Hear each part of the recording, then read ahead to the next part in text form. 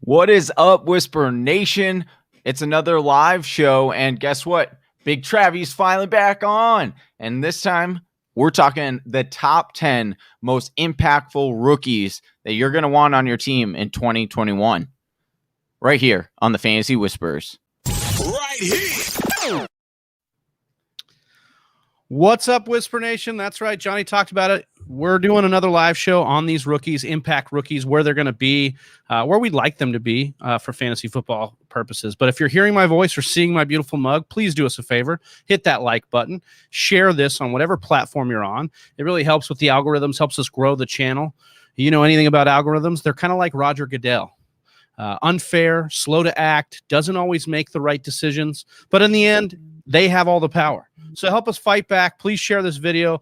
If you are new to the Fantasy Whispers, welcome. Please consider giving us a follow on all of our social media platforms. You can check out Facebook, Twitter, Instagram. You can also look at thefantasywhispers.com. We've got our old shows all up there, so you can check those out. Just go ahead and go to the fantasywhispers.com or search the Fantasy Whispers on any social media platform. Johnny, we're here, we're rocking, we're doing this thing. We did a little bit of research and look into rookies a month or so ago to get some dynasty feels in. But now it's time. Next week is the draft. So speaking of the draft, Johnny, we're going live the first round of the NFL draft next week, April 29th. You're coming all the way out to Cali to be with me. We're going to do that 8 p.m.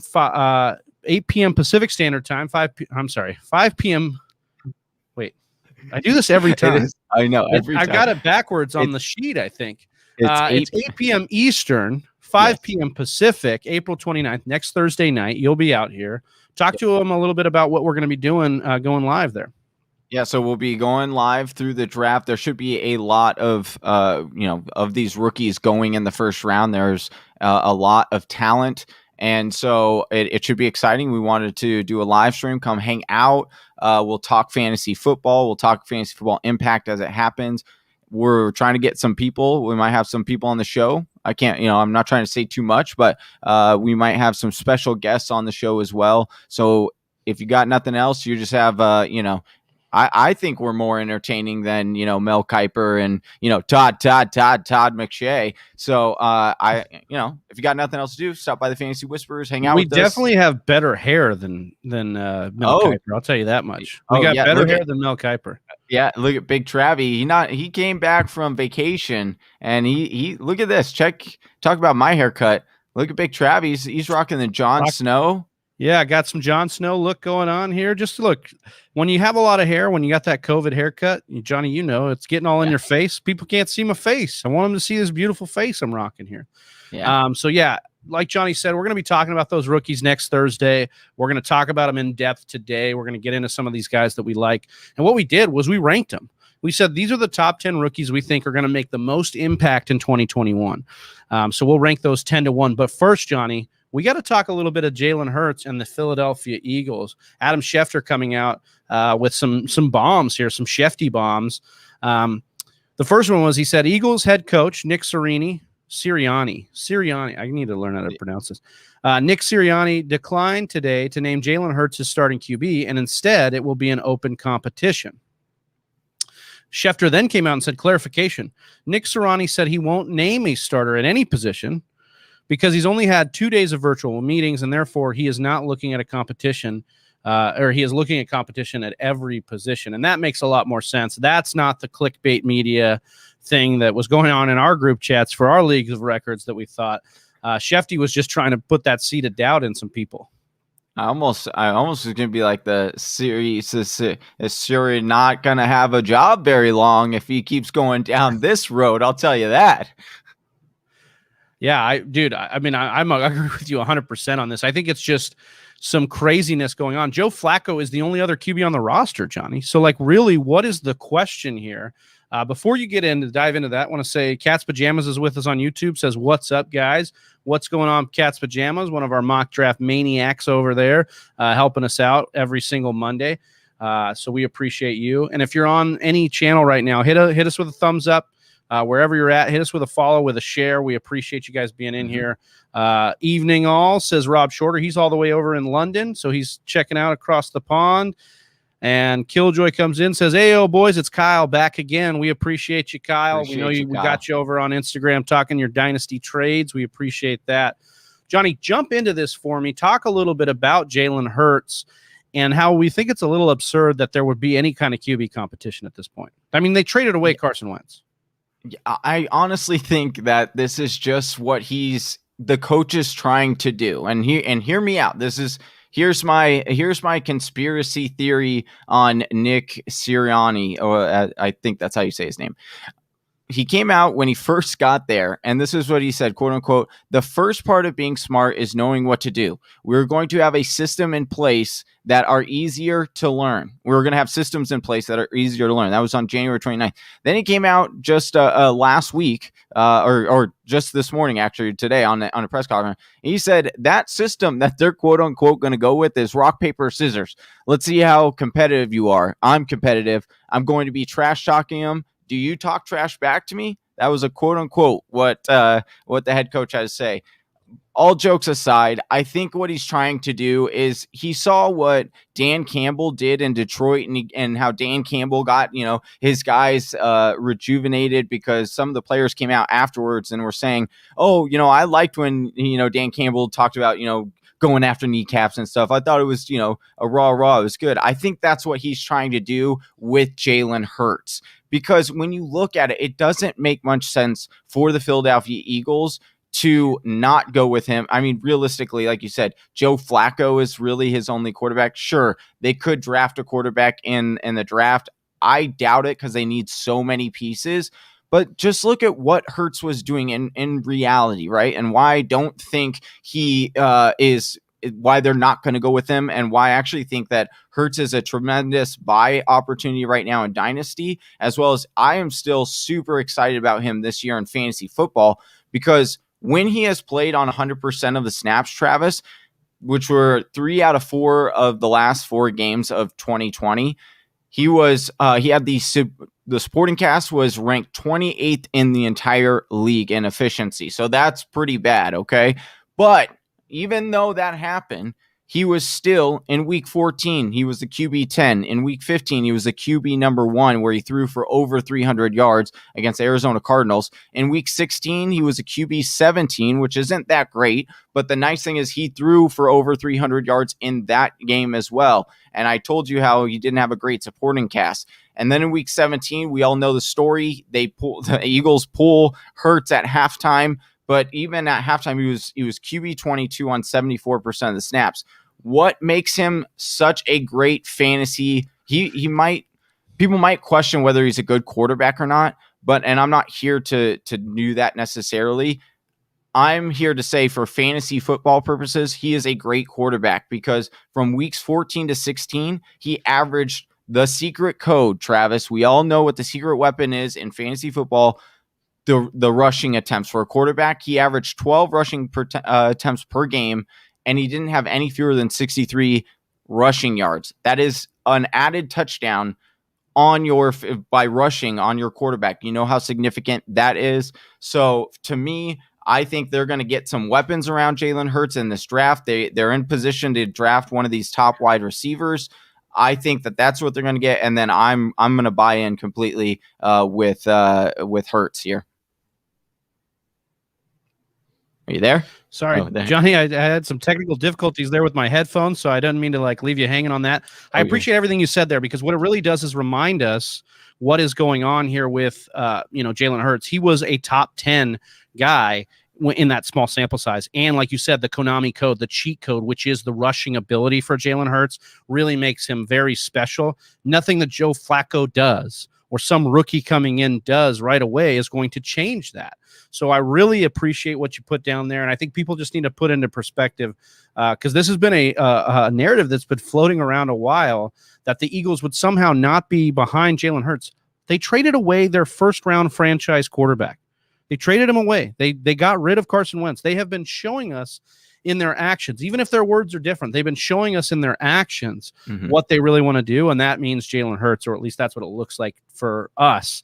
And so it was important for us to kind of talk about that. But now it's time for the meat and potatoes, Johnny. It's time to talk what the title says on this video. If you clicked on it, first of all, thank you. Hit us with a like, hit us with a follow, hit us with a subscribe, whatever you're doing. Help us out. Help us keep growing this, and we'll keep bringing you content. We stream live every Wednesday and Friday for these shows. We stream Monday, Wednesday, Friday, because we do a mock draft Monday too. So that is a big part of what we do here. Killjoy telling us, I've been looking forward to this stream all day. We appreciate that. We've been looking forward to it as well, because we're going to go top 10, list style. We're going to go 10 to 1 and talk about who we think rookies. Right now, we don't know where they're landing. Obviously, we'll know that next week. You'll join us on that live stream next Thursday night. But we're going to talk about the top 10 guys, go 10 to 1 about the guys that we think are going to make the most impact as rookies. And honestly, this number 10, Johnny, you didn't even want him on the list. And that's not a slight to this guy's talent. Kyle Pitts from Florida is our number 10 here. We figured we had to put him on the list because he's just getting so much hype.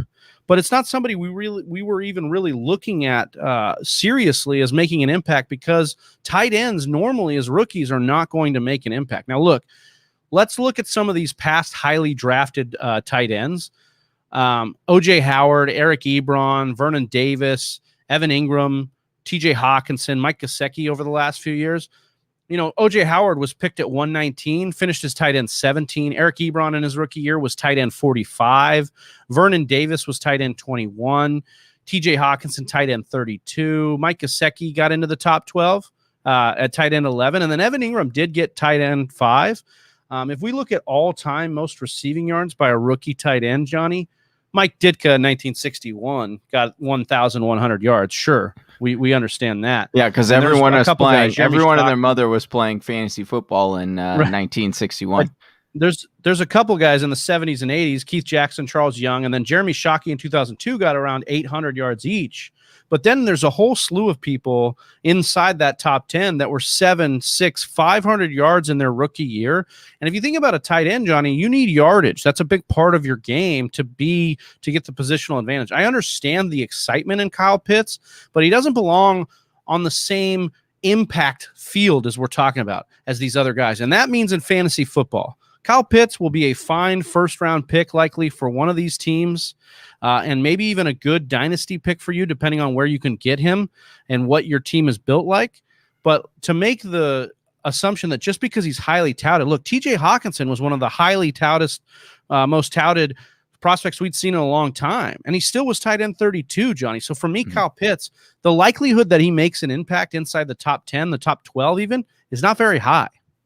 Yeah, and I think that's his ceiling, right? And so you're already drafting him above his ceiling. And sure, I get it. There are going to be weeks where Kyle Pitts is going to be relevant. Sure, like he's going to have maybe one or two. It happens. Irv Smith is another guy that was a very freak athlete coming out of college and had all these tangibles. And he had a couple of good games his rookie year, but they all tend to take a little bit. And so that's why I don't think you can go after him. Sure, if you like him, wait. This would be my advice. If you really do like Kyle Pitts and want to have him on your team because you do think there's upside, I would not draft him. I would wait until 2 to 3 weeks after the start of the season, and either you'll be able to pick him up off of waivers because he won't make an impact right away, or you can make a low ball trade offer at that point, because I don't think that he'll produce throughout the whole season, let alone the first 3 weeks. Or you could do what Killjoy says here. He says Kyle Pitts can father my children. So you could hire him as a babysitter or a stand-in dad, it sounds like there. Kyle also letting us know, congrats on the 1,000 followers on Twitter, by the way. Do want to just take a moment here to say everybody that has followed us on Twitter, thank you very much. If you're not following us, go to Twitter, help us get over that 1,000 mark and keep pushing on to other ceilings and milestones here. Cat's Pajamas coming back in, talking a little bit about Hurts. I like Hurts a lot this year for fantasy. Hopefully ADP doesn't rise too high. Honestly, this story that we talked about at the top of the show is good for that. Hopefully we get more of that BS garbage coming out of the beat writers, because then Hurts' ADP can kind of stay where it's out as a value. Yep. Well, speaking of mobile quarterbacks, we're going to move on to Justin Fields as our number 9 to likely make the most impact out of these rookies, and that's Justin Fields. Johnny, he played at Ohio State. He's 6'3", 228 pounds. You look at some of the things that he was able to do. 5-star recruit out of high school. He had the 8th best recruit of all time. Most of the qualities of a legit QB in the NFL. He does have some issues holding on to the ball and wanting that big play. That could get him in trouble in the NFL, just depend on where he lands and the offensive line there. But his ability to want to push the ball down the field and make the big play kind of reminds you of Aaron Rodgers waiting for that big play to happen. Gets a little shaky with deep ball accuracy, though, so that's where he doesn't remind me of some of the top-tier quarterbacks in the NFL. And then there's the whole Ohio State narrative, Johnny. You look at QBs, Terrell Pryor, Braxton Miller, Dwayne Haskins, Strip Club Dwayne, as we like to call him. They all played in that player-friendly spread offense, right, in Ohio State. And so he was 20-2 in college. Justin Fields was 67 passing touchdowns, 19 rushing touchdowns, only 9 interceptions. You think about what he'll need. He'll need a, RPO style wrinkles in this offense. And so where does he go, Johnny? Like, what have we seen in these mocks? Where do you think? Do you think he's the big smokescreen was Mac Jones, and that maybe the Niners are looking at Justin Fields at that number 3 spot? I mean, I'll be honest with you. I think that Justin Fields is my dark horse on this list. If I were to have one, as far as I am really looking to see where he goes, because if he does go to the right system, like the 49ers, and I'll tell you, from a fantasy perspective and as a fantasy analyst, I really hope he goes to the 49ers, because if he goes to the 49ers, this guy will be, along with Jalen Hurts, my 2 favorite later round quarterbacks, because you're looking at a play action style offense. And when you're running off of a play, or when your quarterback can run off of a play action like Justin Fields can, and he's super fast as well, you're talking about those added Konami, that's how you say it, right? Konami codes. Yeah. Exactly. And that's what you want in fantasy football. So, but as far as, I'm a Cardinals fan, so I want to see them go with Mac Jones, because I feel like that's going to be an easier quarterback for us to deal with over the next few years. But I'm telling you, if Justin Fields, everything that I've seen, I know the big comp the big complaint about him, right, is that he's an Ohio State quarterback and that they usually don't translate well over to the NFL. And sure, that could be a consistent thing that you see, but I do think he has shown a lot more tangibles that would succeed for fantasy football than a lot of the previous quarterbacks. So that's why I think he's really interesting. Johnny, and we'll get into this because we're going to talk about quarterbacks here in a slew of these picks. Like 9, 8, 7 are all quarterbacks based on what we think will make the most impact for fantasy football next year. And that's the only reason. Like, they're going to make bigger impacts on this franchise that they go to. Correct, yeah. But we're talking fake football here. We're talking about the one that runs up the score, gives us the stats right away. And rookies tend to be in the running back and wide receiver category that they're going to make the most impact. And so that's how you'll see our list is a little top heavy with running backs and wide receivers. But if we're looking at the draft, Johnny, in the top 10 picks, where we think most of these quarterbacks are going to go, Trevor Lawrence, obviously Zack Wilson, we'll talk about these guys. But the Jaguars at 1, the Jets at 2, the Niners now at 3 after their trade. Then you look down, you got Denver at 7, and then you've got New England at 10. So in our top 10, those are the teams that are probably going to look at quarterback the most, right? That I would think that are in there, because obviously the Lions traded for Jared Goff, the Panthers traded for Sam Darnold, the Dolphins have Tua, and they seem to be happy there. So I think that those are the teams most likely. So I guess what I'm going to ask you here is the Jags are going with Trevor Lawrence most likely. We think that the Jets are going with Zack Wilson. So then it's the Niners, and it's the Patriots, and it's the Broncos. Of those 3, you probably like Fields the most to the Niners? Honestly, I would be so excited. Even more, just think about it. This just came, as I was putting the pieces together. This is live, people. Like, this is how you're going to know this is a live show. Connect, exo facto, connect the dotso. And if Fields lands in Denver, look out, because it could be, obviously it would take him off of this list for potential for the 2020 right away, right? So you wouldn't be really necessarily drafting him, but I think they would put Drew Lock on a short leash, And I think that if that happens and he gets a shot, I don't think that he's looking back. I think that Fields would take that over, and then you're looking at Jerry Jeudy as his target. You're looking at Cortland Sutton coming back as a target. Tim Patrick is an underrated wide receiver. You've got a tight end over there that Noah Fant that is broken. The rookie last year, was it KJ Hamler. Yeah, so, KJ Hamler. Yeah, so I mean that's honestly that's where I hope he lands. Now that I'm kind of a low key one. A lot of mocks have Trey Lance going there to Denver. You think, oh my God, the Broncos, were they that bad last year, or were they just banged up? Did they go through all these injuries? Is Pat Shurmur good enough to get a rookie on board here? Would the rookie be good enough to take out a healthy Drew Lock out of this QB competition? And you wonder just what that would look like. Dude, just knowing the Denver Broncos and what they've done the past few years, I think Fields is out of the question for them, because I honestly think Fields goes to San Fran. I think that's what's going to happen. I just think Mac Jones ends up going to Denver. Not to get this into a speculation show, but sure. Mac Jones just makes a lot of sense for what Denver's done in the past, that I think that they would go there. But also Trey Lance, because he's got that big arm. So you could see something like that where Elway gets smitten by him there. Before we move on to Trevor Lawrence, I just want to ask you, what do you think of the information that came out where Trey Lance had his pro day and the 49ers didn't really attend or pay attention to it? And then they trade up and then they ask him to redo his pro day with the plays, the 49ers like to run, to see how he does. What do you think of that? Do you think it was a smoke screen, or do you think they are legitimately looking at it? I think probably, because now what we've heard in the cycle of them since they've traded, when did they trade for that pick? Probably 4 weeks ago. Yeah, a couple weeks ago. And since they've done that, Johnny, we've heard what? We've heard, oh, it's for Mac Jones.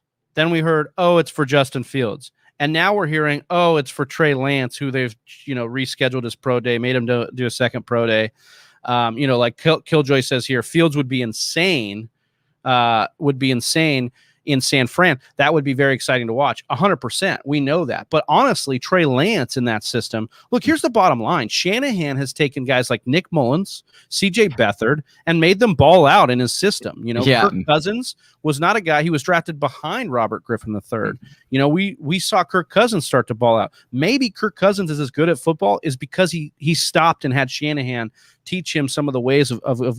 So what I'm saying is, wild is player profiles, player profilers comp on Justin Fields is Robert Griffin III. Right. So it's really funny that, it's like, oh, well, they have an opportunity to get the quarterback. There's a marriage there for sure. And then you could see a lot of Matt Ryan's game and Mac Jones too, who, Shanahan spent time in Atlanta. So I think the point here is that the Niners wanted to be like water. They wanted to show the rest of the people, just because we traded up to 3 doesn't mean who we're going to pick. We want to give every due diligence. And I think it was a win-win for both them and Trey Lance to get a second pro day in, because what happened was Trey Lance's was one of the first pro days. And then all these other guys went after him, and we kind of forgot about Trey Lance and how raw he was. And so if he had an opportunity to get himself out there on more tape again, I thought it was very smart of him to take that opportunity, and then smart for San Fran to see, hey, how would he actually fit in our system right now? Do we look at Trey Lance right now, as opposed to waiting and getting a guy, So we'll see. Number 8 on this list, maybe number 1 in everybody's heart, is Trevor Lawrence, 6'6", 220 pounds at Clemson. And I know what people are saying right now. Wait, why is Trevor Lawrence the second highest quarterback on our list? We'll get into that. And as far as what impact we think they're going to make right away. Obviously, 5-star recruit out of high school, 3 years of elite college production, everything you want in a number 1 overall pick. It's pretty much a done deal. He's going to Jacksonville, but it is interesting how much it's narrowed with him and Zack Wilson, who we'll get into next. 34-2 in his college career, ideal height, weight, mobility for a pro QB. As Mac from Saturday Snap would tell you, he's a mobile quarterback, and people are not talking about that enough. Ideal landing spot. We obviously know that, the Jaguars are probably taking him. And how crazy would that be? But also maybe the most Jags things ever if they passed on Trevor Lawrence, Johnny. I just look at this. I think it's a done deal. The reason he's at 8 for me and you, we ranked him here. I think it's going to take some time. He's got to learn Urban Meyer's system. They've got to learn, they've got to shake the cobwebs off of him in the NFL. We know their line isn't one of the best in the NFL right now. It's the Jags. They are going to have a ton of picks, but it's going to be a bunch of young people learning this whole system and learning this whole new regime. I think it's going to take some time for Lawrence. I don't think the rookie year is going to be one you're going to look back and go, oh, he was a top 10 guy. Yeah, I don't know if he'll have, he'll finish as a top 10 guy, but I certainly think he'll have top 10 weeks. And I think that he will be able to be streamed on some weeks. Now we'll kind of see the schedule come out. It should be coming out, any day now. And then once we have that, then we can kind of judge from there. But I do think that there is potential, right, for him to have very good weeks, because we saw Joe Burrow. I mean, Joe Burrow was putting up, he had 2 weeks.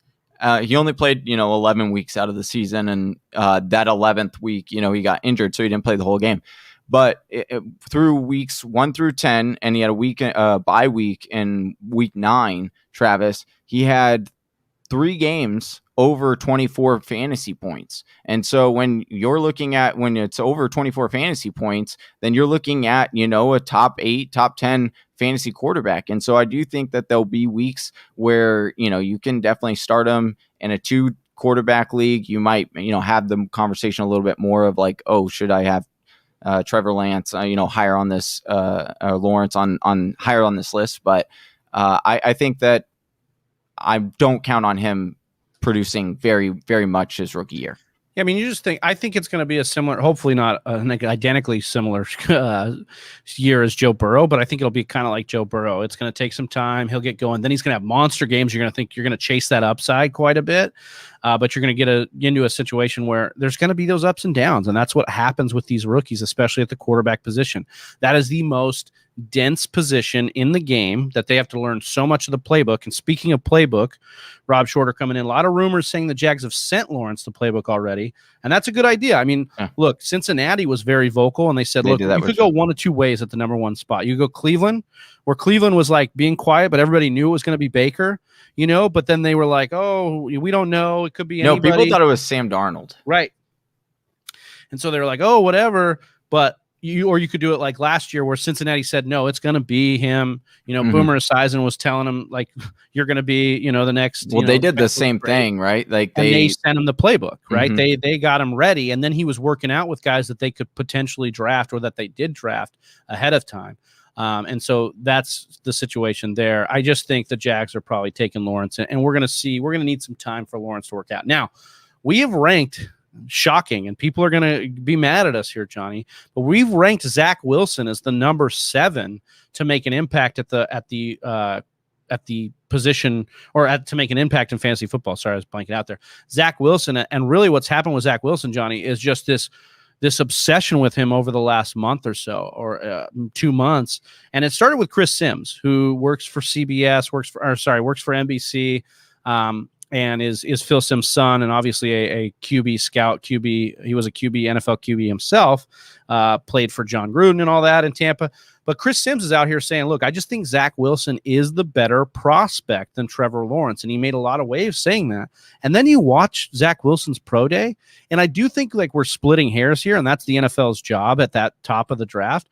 But Zack Wilson is a stud, Johnny. 6'3", 210 pounds. People are going to say he's a poor man's Joe Burrow because he had a bit of a one-hit wonder. He had a weird 2019 season, 11 touchdowns, 9 interception. But he was the youngest QB to ever start for BYU, and then broke out completely in 2020. 73.5 completion percentage, 33 touchdowns, 3 picks, and 10 rushing touchdowns. PFF has called him an elite QB prospect, saying he can hit from any platform. There's some knocks to his game, like not being, more of a slender build, no elite competition at BYU, and that he had the one-hit wonder. They think that under pressure, his accuracy tends to dip. I look at Johnny, those throws that he made in his pro day, falling to the side, across his body, They were very, and I don't want to take credit for this. Chris Sims said he does a lot of Mahomes and Rodgers-esque things. And I have to agree with Chris Sims. That's exactly what I was seeing when I watched him do his pro day here. He's sneakily more of an athlete than you think he is. Right. And that's what's kind of tantalizing, right?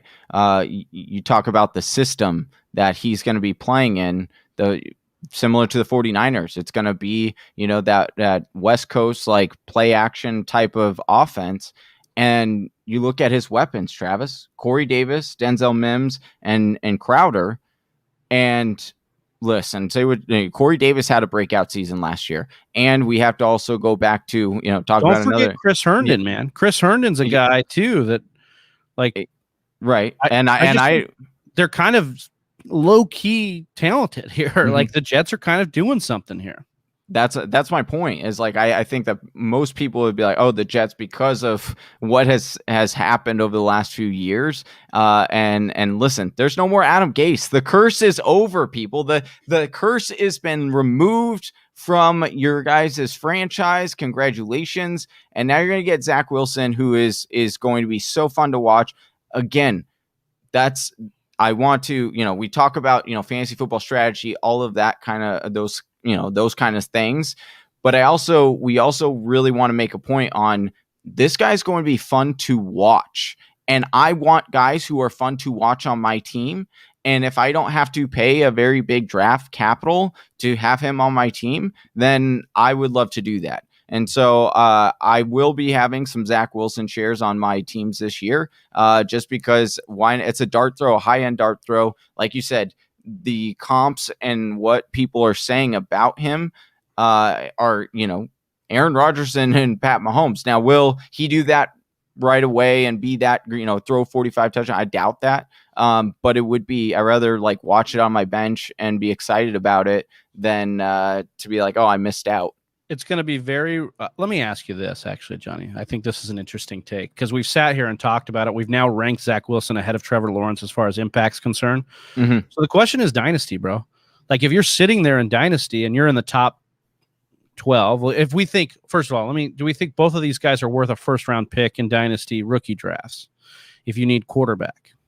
Yeah, I think if you need a quarterback, I think you grab. So let me put you in this position. I don't think you need a quarterback in our dynasty league, but you're sitting there in the first round with the pick, and you need to start your franchise off with a quarterback here for the next few years in your dynasty league. Who are you taking? Gun to the head. You pull the trigger. Which situation do you like more, Jacksonville or New York? And then which quarterback do you like more? And give me an answer right now. It's very difficult. I would say that I would go. See, I tend to go with the little bit safer option, but if they have like a very similar floor. But I'll tell you what, I really like Zack Wilson, so I would personally probably go Zack Wilson because I feel confident in being able to, potentially trade for, if it doesn't work out, you can kind of get out of that situation. And I also, here's the other thing that I will say for their offense. DJ Chark is on his contract year. You've got Marvin Jones, who is getting up there in age, didn't sign a long-term contract. They do have Laviska Shenault as a great, I'm really excited for his outlook. But again, that's basic. And then, there's still question marks on James Robinson and that weapon, if he really, what he did in his rookie year is real. And so I just think that when, you're looking just at the weapons, I would take the weapons of the Jets right now as far as like a long-term 2 or 3 years down the road, just because I don't know if DJ Chark resigns there. But if he does, obviously, then yeah, you're like, oh, for this year, I think he has better weapons. The other thing to look at will be what the Jags do in the draft, because they've got so many picks, like over the next, couple years. Like, what do they build? So like, what do they do in this year's draft where they have the Trevor Lawrence pick, but they've got other picks too?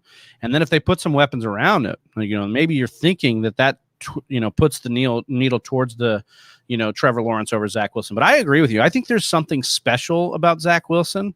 I don't think that there's not something special about Trevor Lawrence. I think that he's going to be good, and he's definitely the guy you should draft. But maybe think back to Andrew Luck versus RG3, and you're saying like, Should RG3 be drafted ahead? Probably not. You should probably go with Andrew Luck. He's the safer bet, and he did end up being the safer bet. But there was a time in our history where we thought RG3 That was year the one? next best thing. Yes, in Year his rookie one. year. Yeah. So, like, are we going to have that kind of situation? I think the other thing in playing here is the Herbert versus Burrow situation of last year, where Burrow got drafted. He was the safer pick for them, but then Herbert came out and balled out and showed poise, and like he was the guy who was drafted later, but ended up being the guy who showed more promise in his first year. Now that story's yet to be written. We'll see what happens with those two, and then we're gonna have another one with Lawrence versus Wilson. Yeah, exactly. Killjoy here saying Jets picked up some weapons too, so he should be pretty decent fantasy numbers for the upcoming season. Yeah, we agree that we think Wilson will probably be a good, like Johnny said, stasher in a redraft league. But I wanted to ask that question about a dynasty league. Our number 6 most impactful rookie likely to be is Jalen Waddle. Jalen Waddle is 5'9", Johnny, 180 pounds, comes from Alabama. That's where he played college football. Player profiler comping him to John Brown. But you've put as what you think might be the best fit here, Johnny, as Arizona. Can you talk a little bit about why you think Arizona is such a good fit and what you think of Jalen Waddle? Yeah, I think that when you're looking at Jalen Waddle, right, he got injured in this past season. He had an ankle injury, and so that's why you're not seeing as much hype on him as you might have seen, right? I think a big part of the reason why Devonta Smith was able to win the Heisman Trophy was because Jalen Waddle went out of the lineup. And when you're looking at what he does very well, he's that speedster, he's that field stretcher, and that's the kind of guy that you want on your team when you can pair him with a big-bodied possession wide receiver on the other side. And that's why I think the best fit is Arizona, because they are looking for a slot wide receiver. Now, they do have Christian Kirk as of right now. He's on his rookie contract. And then they also have AJ Green, right, who's getting a little bit older. So obviously, if Jalen Waddle goes to Arizona, I would expect him to supplant Christian Kirk and in that slot position, because he can take advantage. He is extremely fast, and he can get behind the defense. And that's exactly what you need in that Arizona style offense to really take the top off, right? And help with guys like, DeAndre Hopkins on the other side. That's the other thing, is like, you can't necessarily double team DeAndre Hopkins anymore because you have a speedster. So I think the reason we have him ranked, higher or so high on this list at number 6 is because I do think where he is going, he's going in, I don't expect him to be the number 1 wide receiver off the board, but watching his tape, I do think he has potential to be one of the best wide receivers in this class because of how fast he is. And, a lot of people comp him. Oh, go ahead. Well, yeah, you were saying that a lot of people comp him to Tyreek Hill, and that's the other. And we talked, player profile thinks he's John Brown, so he's definitely, Marquise Brown, Jalen Reagor kind of speedster, long, deep threat guy that we see could happen here. What's funny is a lot of people think that he's going to be in the top 10. Like CBS did a little mock trade. They think that the Lions trade and get into the top 10 or get into 9, and they pick Jalen Waddle there. He'll be the second. They need a wide receiver so badly. Yeah. So obviously that could be something that's profitable. Do you think you'd like him better in an ancillary role where he goes to like in Arizona where he's like third man, second man on the totem pole, or like a Detroit role where he's going to be the number 1 guy? What do you think is better for fantasy next year in 2021? What's the better fit for Jalen Waddle if you wanted to take him?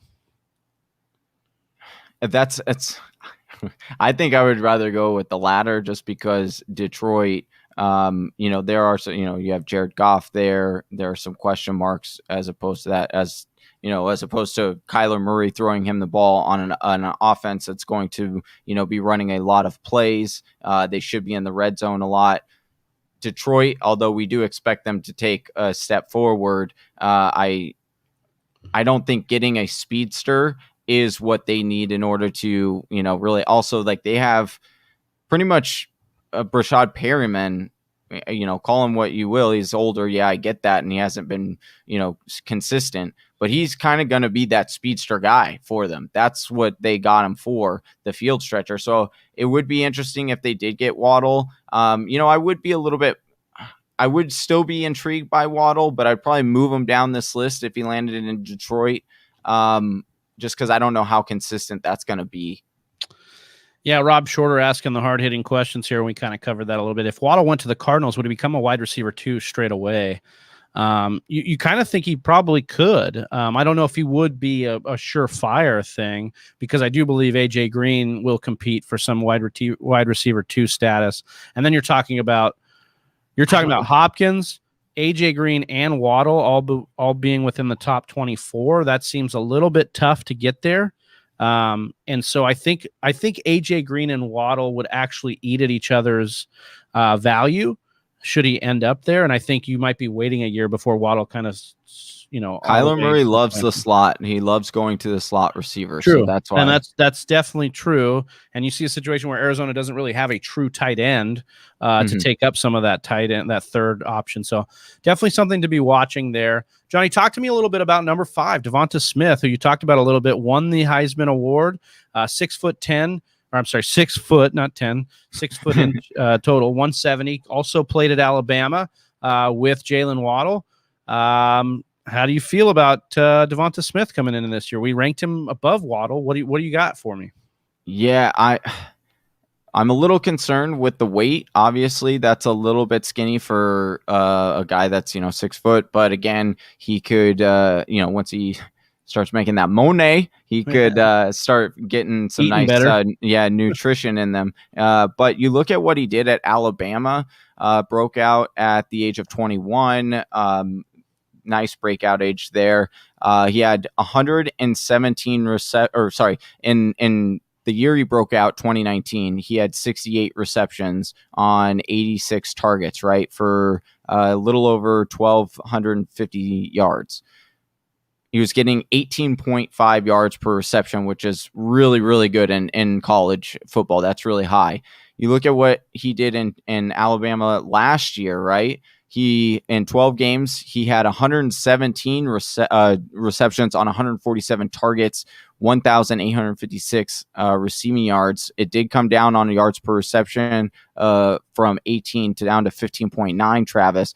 But the thing is that, like we said, he had Jalen Waddle come out of the lineup, and that was a huge reason as to why he was able to be a target monster. I do think this is really nice news for, I think his fit would be a little bit nicer for Detroit. If Detroit can get Devonta Smith, I think that could be something that is very beneficial for him. He's got the height that they're looking for. Waddle is a lot smaller, right? But I think that he could kind of fill in that Kenny G role a little bit more for them. And he can stretch the field. Like I said, he was getting that average depth of target of over 18 yards 2 years ago when he broke out. And so I think that if he lands there, I think that we'll be really, really, I'll be excited. I don't know if the fantasy community will be excited because it's Detroit, but I think that that's a good piece for them. But if he lands, maybe, there are rumors that the Green Bay Packers could trade up. If he lands in a good spot where he is maybe not the alpha one right now, but he has that kind of segue ability where the alpha one is could be going out the door pretty soon, I think that will be really tantalizing. Yeah, that's something to keep an eye on where he goes. You definitely think he could be a number 1 wide receiver, but you're right. The weight just kind of makes you wonder if he's going to end up needing to come along with another guy. And remember, some of these wide receivers have needed time to be the number 2, number 3 guy before they were the number 1. DJ Chark is like that.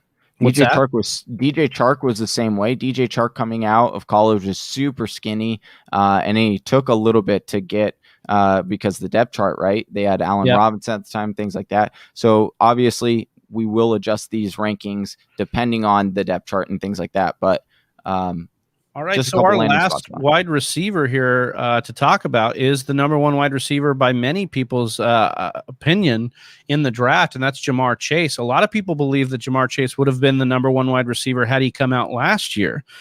So there is a lot of talk that Jamar Chase out of LSU, 6'10", or I'm sorry, again, 6 foot.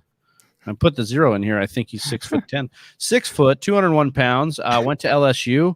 He would be you would be really huge. Yeah, well, obviously played with our guy Justin Jefferson last year and our guy Joe Burrow, and now Joe Burrow has been kind of openly recruiting Jamar Chase, or not as openly, kind of secretly recruiting him. Player Profiler has comped him to OBJ. So we've got some things working there. Another LSU wide receiver. Jamar Chase is a stud, Johnny. We like what we see out of Jamar Chase. I guess we wonder if he's going to go to the Cincinnati Bengals. I think they would have to trade up based on what we're seeing, because a lot of people have Jamar Chase going to the Miami Dolphins, Johnny, and they believe that the Dolphins actually make the push for Jamar Chase, and that's why they traded back. They figured they could get out of quarterback and get Jamar Chase. But you look at some of the things, 4.39 40. He ran even faster at his pro day, 4.34. That's in the 95th percentile. 106.8 speed score. Burst score was 135.7. All of this is on playerprofiler.com. His agility, 10.95. Catch radius, 10.31. Look, you look at what he was able to do in the year that he broke out, 2019, 14 games, 84 receptions on 111 targets, over 1,700 yards, 20 receiving touchdowns in 2019, Johnny. This guy is an absolute monster, and people are thinking that he could make the most impact. A lot of people are taking Jamar Chase in our mock drafts early. I would like to see where he goes. Look, if he goes to Miami, you're going to have Devontae Parker and Will Fuller there with a guy in Tua who's probably not going to be your biggest air it out guy and get all three of these guys what they need to do. But Jamar Chase is going to be a guy that if he lands in something like his former teammate Justin Jefferson landed in Minnesota, where he was second fiddle, then all of a sudden by the end of the year, Justin Jefferson was the alpha in that offense and doing the big things. And now we're drafting Justin Jefferson this year within the top 12 at wide receiver. So what is your take on Jamar Chase? Do you think that we have him too low in this list, or do you really think that the running backs that we're going to talk about next are going to make more of an impact, and it's more about where he lands? We have Jamar Chase so high on this list because the reality is that he is a very talented wide receiver, and we've seen in general that at least over the last couple of years, right, these rookie wide receivers, depending on the situation, like you said, can come in and produce, and they could do it either quickly or take some time. Generally, they do take a little bit of time, right? I mean, CeeDee Lamb, he got off to like an amazing start, but he was touted as one of the best wide receivers, right? T. Higgins kind of took some time.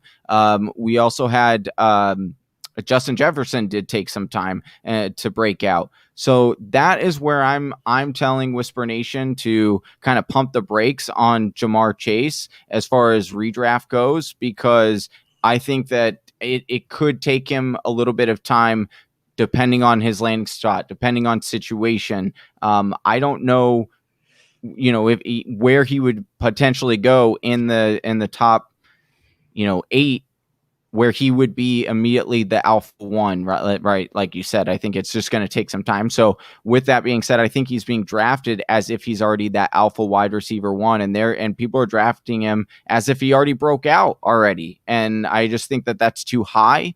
I do think that could he be good this year? Absolutely. Do I think he'll have good weeks? Yes, I think he'll definitely be startable. But I do think that if you draft him thinking he's going to be, a solid wide receiver 2 for you right from the get-go, or that potential alpha wide receiver 1, Justin Jefferson breakout year, I do think that people are going to be disappointed in that. And I think that people should be cautious of that, right? We have to also remember, Justin Jefferson was not touted as the number 1 wide receiver coming out last year. It was CeeDee Lamb. And then behind that, it was, or there was still the debate, hey, should you take Jerry Jeudy or CeeDee Lamb? Justin Jefferson was 3 or 4 on that list because you had T. Higgins as well. You had Rieger. You had all these other wide receivers. So I'm not saying that it's not possible for Jamar Chase to be a top 15 wide receiver this year, but I am saying that it's probably unlikely due to the history, or I'm just saying it's not going to happen right away. So temper your expectations if you take a guy like that. It'll be interesting to see what happens with the Bengals and Dolphins, because they're both right there at 5 and 6. And right now, CBS says that Bengals are going to go offensive line, and then the Dolphins go with Jamar Chase. But I could easily see Jamar Chase going there at 5, and the Bengals saying, "Look, screw it, we're going to go ahead and go with what we got, and try and wing it here." And then you're talking about a really nasty combo of T. Higgins and Jamar Chase in that wide receiving core for Joe Burrow. And then we got to talk about Joe Burrow in fantasy. So impact-wise, Jamar Chase is going to change the franchise he goes to just based on fantasy football and what we think is going to happen there. So I'm excited for that. But I'm probably more excited for our number 3 guy, Johnny. And I had to fight with you a little bit on this ranking because I want Javonte Williams so high on this list. Javonte Williams went to school at North Carolina. He's 5'10", 220 pounds. Johnny, we watched his tape a couple months ago. We rewatched it again together. This guy is hyper elusive, great balance, great at breaking tackles, rarely ever taken down by the first defender. 3-star recruit. So you wonder what he is as far as talent wise. But when you look at that tape, he doesn't have that elite top end speed, Johnny, but nobody can bring him down. And we said this a couple months ago that he looks like a light Alvin Kamara, just the way that he bounces off tackles.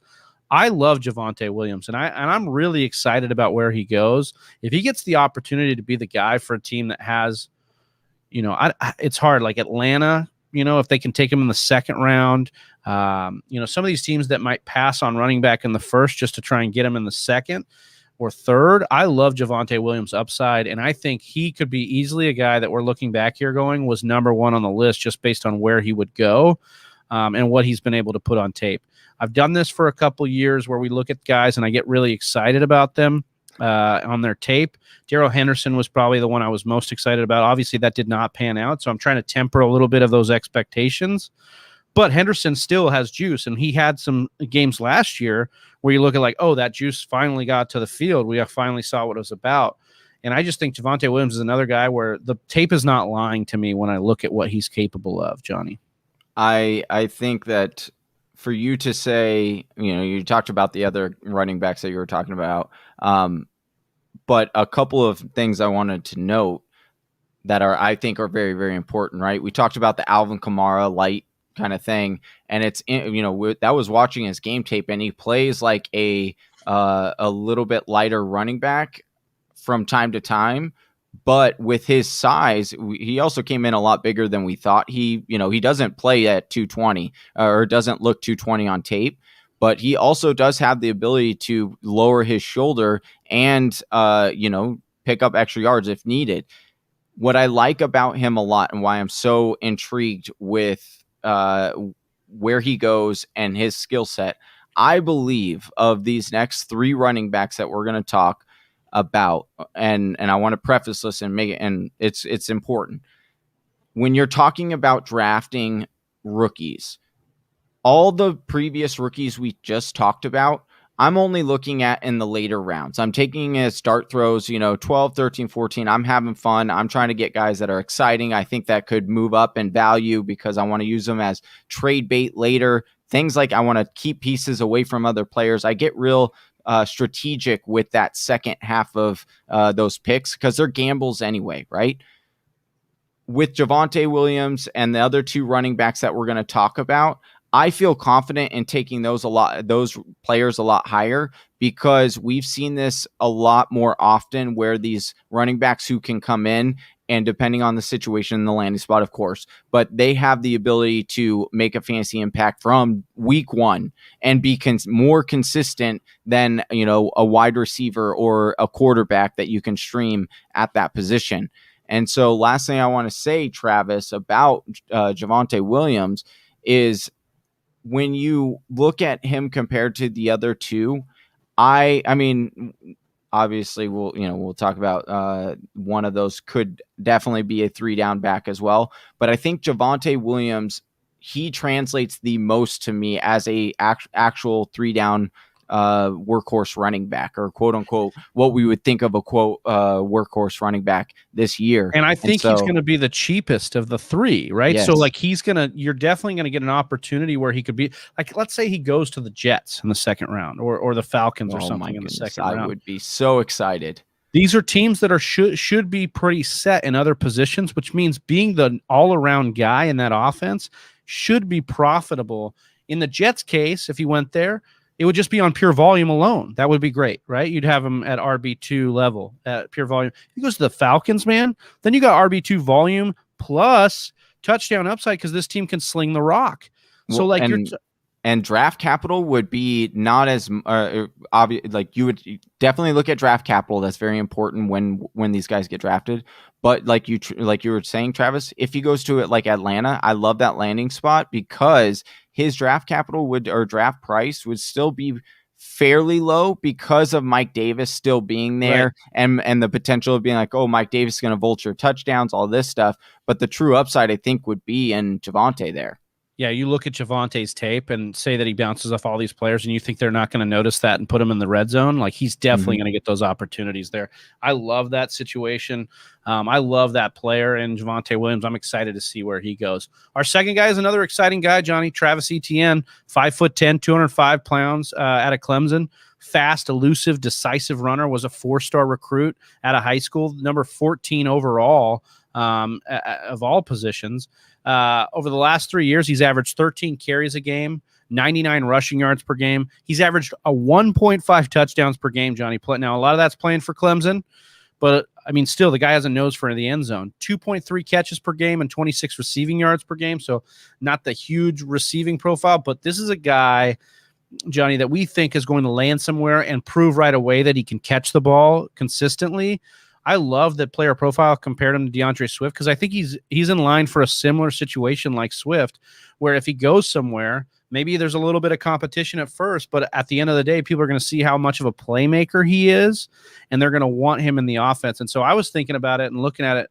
Maybe the 49ers, Johnny, make a lot of sense for Travis Etienne because he could come in, look, learn from Shanahan, learn from the other backs in that carousel that he does. But then by the season end, we're going to see that Etienne is probably the guy with the biggest chops to make the most plays. And I think the Niners, then you talk about draft capital, which we just talked about with Javonte Williams. He goes to the Niners. Nobody's going to want to touch Travis Etienne that much, but you could get him in the 8th, 9th, 10th, 11th round, and he could be that lottery ticket. And we've seen Shanahan make lesser talent into top 15 backs in fantasy football.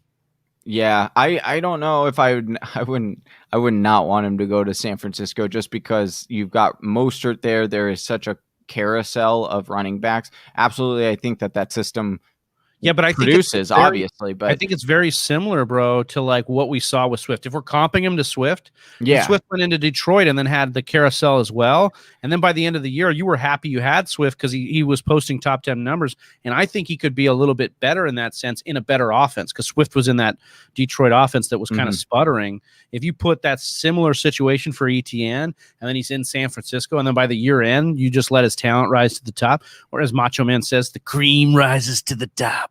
Like I think that could definitely happen with Travis Etienne. What are some other spots you like for Etienne to land? I mean, we talked about the Jets with Javonte. What if Etienne goes to the Jets? I mean, I would absolutely be giddy if he goes to pretty much if one of these top 3 running backs goes and to the Jets, I'm going to be excited because I think there's going to be a lot of potential there where they will be the guy, right? They're not going to have to just split with anybody else, or there's not going to have that, kind of question mark. But at the same time, that's going to drive up his draft capital. So you tend to like these rookies that are in those ambiguous situations, right? Not only with you bring up DeAndre Swift, but also think about Cam Akers, right? Where Cam Akers is now projected to be like one of the biggest breakout running backs this year. And everyone, everyone's trying to get a piece of Cam Akers. Well, like you said, Daryl Henderson was the other, like people were like, oh, I think Daryl Henderson's going to be the breakout, and it doesn't matter about Cam Akers. So I think if he does go to a situation like that, I think it's beneficial for his draft capital and draft stock. I think that I would be very, very interested in that depending on where he would go.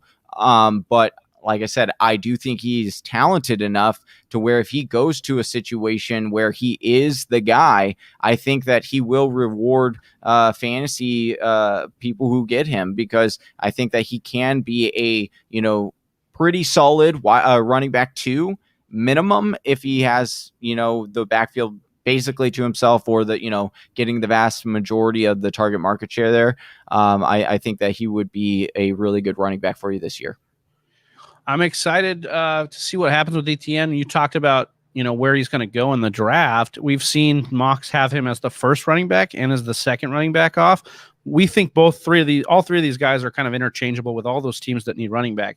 CBS latest mock has Etienne going to Miami, which would be interesting. I you love could that. see Jacksonville as another option here that we're going to talk about. But let's talk about our number 1 most impactful rookie for 2021 in fantasy football, and we think that will be Najee Harris. And that is because Najee Harris is a physical specimen, Johnny. 6 foot 2 inches, 230 pounds, played at Alabama, similar to Derrick Henry, who he's very much close in size with to Derrick Henry. He, played for Alabama as well. So 5-star recruit out of high school. Harris seems to be this favorite for the first running back selected, or at least he started the year out as such. Has averaged 5.8 or better yards per carry in all 4 years at Alabama. 2,690 yards. That's 103.4 per game, and 50 total touchdowns, Johnny, in his final 2 years. Has improved as a pass catcher each year with 43 catches and 57 targets, 425 yards in 2020. So this is a guy who we think can do it all, maybe even better receiving chops than Derrick Henry, and a similar build. And then we think, Player Profiler comping him to Joe Mixon, saying that he's that kind of specimen and elusivity as a running back, because Joe Mixon's comp was Ezekiel Elliott, Johnny. So now we're talking about a guy who's a well-rounded back, has proven chops in college, is a big specimen, so you don't have to worry about his durability, presumably. And now where does he go? If he goes to a running back needy team like the Falcons, who have a good offensive weapons around him, the Jaguars, good offensive weapons around him, the Jets, we've got other teams that could want him there. Najee Harris is going to be the most watched player by our team here at TFW as far as where does he land? What kind of opportunity is he going to get? The question is, and I'm not going to lie, I wish we were live last year when this happened. The question is he going to be that number 1 guy, or is the world going to be shocked like we were last year? Yeah, where we were all, it was Jonathan Taylor and Swift. Who is going to be the first running back, and where does he go?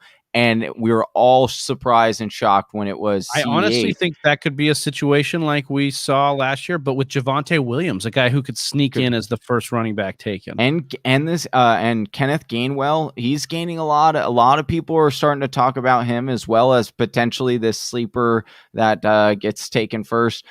I do think that ultimately it should be Najee, right? He is the most sure thing at the running back position in this draft. However, I do understand some hesitations, right? When you're talking about some of these Alabama running backs, like they don't always work out, right? We did have Mark Ingram, which he had some really good fantasy years. Obviously, Derrick Henry Richardson, has been, but your boy we have had, but look, like we've had that was Johnny's favorite guy. We've had more busts from Alabama at the running back position than we've had actual hits. Like people would still want to say Kenyon Drake's a miss. Okay. So like, I don't think that was a miss. I would think that would be like a Mark Ingram kind of thing where he was good, but he wasn't great. Right. But you have like TJ Yeldon, guys like that. I just think that, Alvin Kamara did kind of go to Alabama, but he transferred. So I don't think Eddie that counts. Lacy. But yeah, Eddie Lacy, another one. So you see what I'm saying? Like there's a huge line of running backs that have been monster beasts in Do you think Alabama. It's more likely that Najee Harris is like Derrick Henry, he's like Mark Ingram, or he's like Eddie Lacy? Which one do you think he ends up more like? And I'll say Trent Richardson. Which one do you think that he'll be more closer to the spectrum on? Okay, give me the options again. So is he more like Derrick Henry? Is he more like Mark Ingram?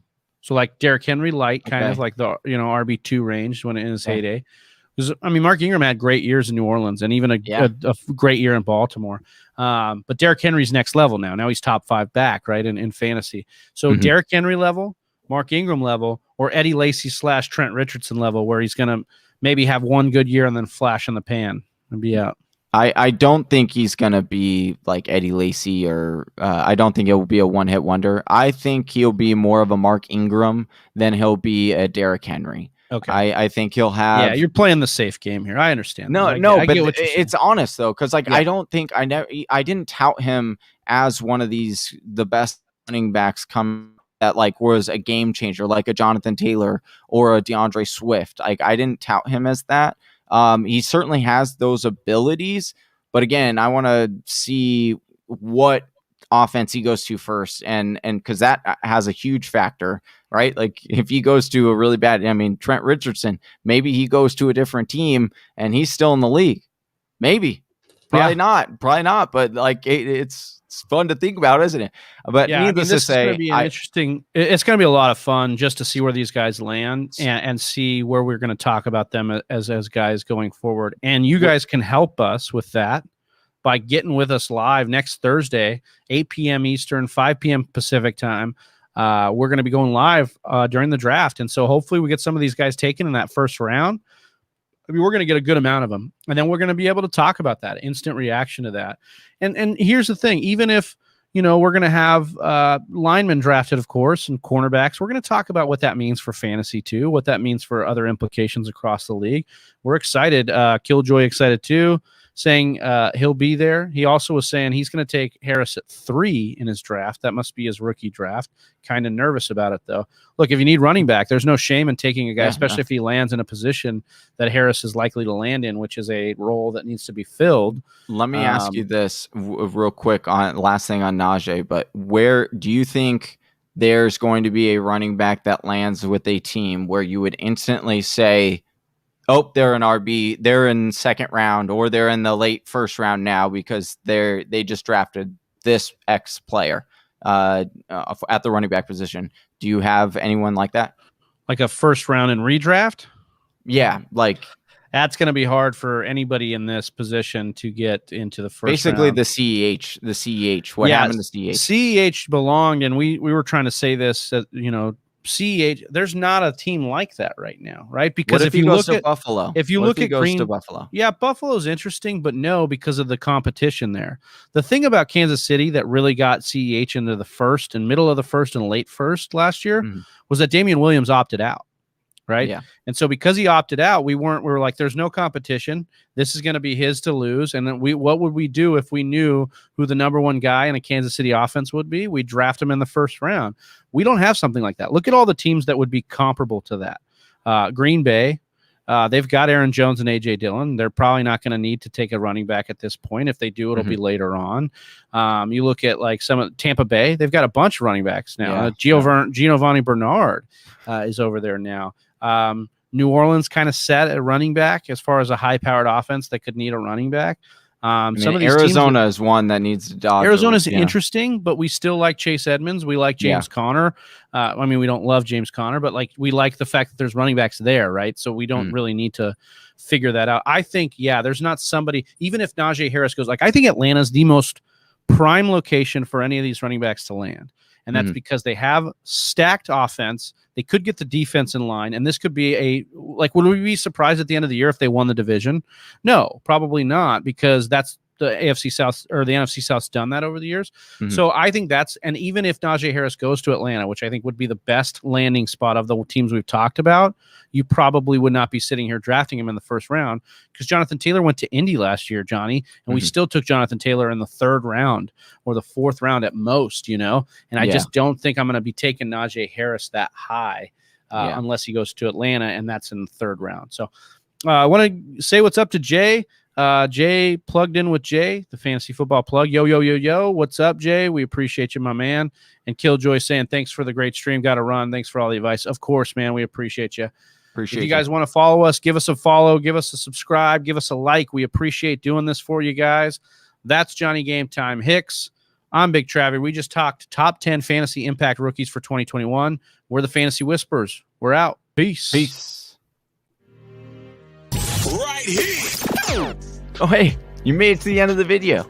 If you like what you saw, go ahead and hit subscribe. Make sure you hit that bell so you get notified anytime we drop new content or go live. And if you're still not sold yet, check out one of these videos.